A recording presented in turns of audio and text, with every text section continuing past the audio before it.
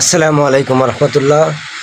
জি দর্শক, March for Gaza সফল করার জন্য দেশের বিভিন্ন স্থান থেকে লক্ষ লক্ষ মুসলিম জনতা সোহরাওয়ার্দী উদ্যানে জড়ো হতেছে।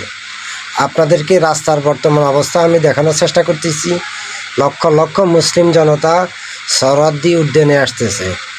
ভিডিওটা শেয়ার করে সকলকে দেখার সুযোগ করে দিবেন। এত বেশি শেয়ার করবেন ভিডিওটা যাতে বিশ্বের বিভিন্ন দেশে পৌঁছে যায়।